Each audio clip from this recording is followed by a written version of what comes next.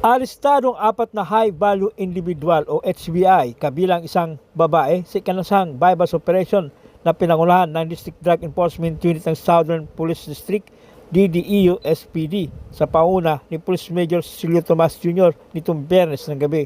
Kinilala ng pulisya ang apat na HBI suspects na sina alias Everlyn, 28 anyos, alias Ronel, 38 anyos na isang driver, parehong residente ng Barangay Tanyag, alias Gabriel, 32 anyos na isang construction worker, residente ng Barangay Bagong Bayan, at alias Fahad, 30 anyos na isang driver, residente ng Barangay New Lower Bikutan.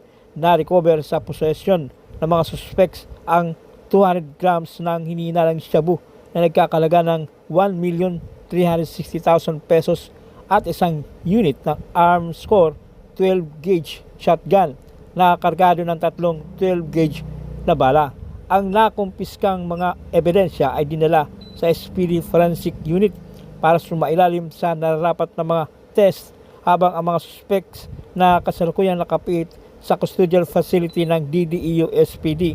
Ang tatlong suspect ay kinasuhan ng paglabag sa Section 11 Article 2 ng RA 9165 o Comprehensive Dangerous Drugs, habang si alias Fahad ay kinasuhan ng paglabag sa Sections 5 at 11 ng RA 9165 at RA 10591 o Comprehensive Firearms and Ammunition Regulation Act. Yung ay aming inaaresto sa salang pag-iingat o pagbibenta ng illegal na droga. Kayo ay may karapatang manahimik o magsawalang kibo. Ano man ang inyong sasabihin ay maaaring gamitin laban o pabor sa inyo saan mang hukuman. Kayo ay may karapatang kumuha ng sarili nyong doktor upang sumuri sa inyong kalusugan. Naintindihan nyo ba inyong karapatan? Sagot, sagot. Opo.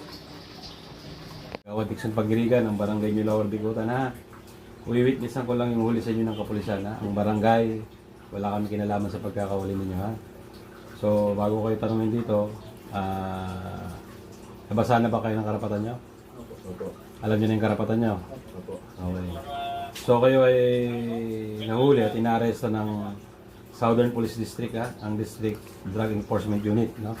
DDEU. So, i-witnessan ko lang yung na datnan ko ngayon kung ano yung for inventory, ha. Nasabat ng Station Drug Enforcement Unit ang mahigit sa 265,000 pesos na halaga ng hinihinalang shabu sa dalawang magkasunod na operasyon sa panguna ni Police Captain Kenny Kayat kontra iligal na droga sa Taguig City itong Martes at Miyerkules. Unang naaresto si alias Ferdy, 40 anyos, na matapos umano nitong bentahan ng shabu ang isang undercover police sa Padilla Compound, Barangay Lower Bikutan.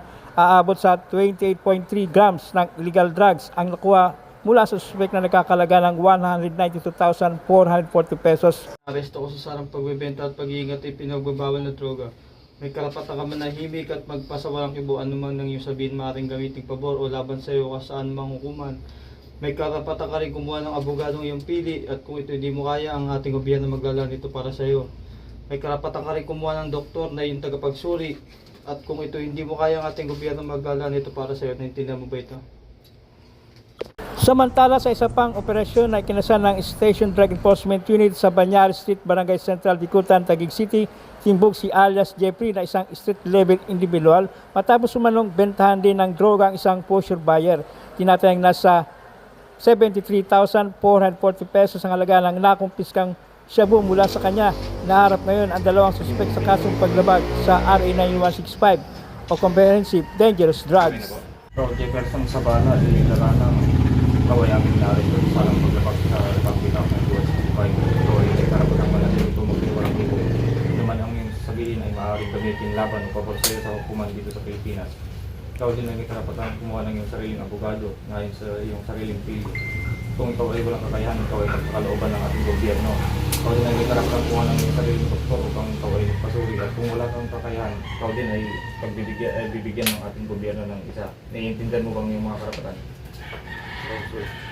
Susumpuin po namin lahat po ng mga illegal activities sa Taguig, lalong-lalo na po sa drugs, illegal drugs. So sa mga kababayan namin dito sa Taguig, makipagtulungan po tayo sa inyong makipagtulungan po kayo sa inyong mga kapulisan. Nandito po kami na kung may mga alam po kayong information about mga individuals na involved po sa drugs, nandito lang po kami, pwede nyo kami lapitan. At asahan nyo po, ang tulong po ng inyong kapulisan sa Taguig ay agad-agad pong ibibigay sa inyo.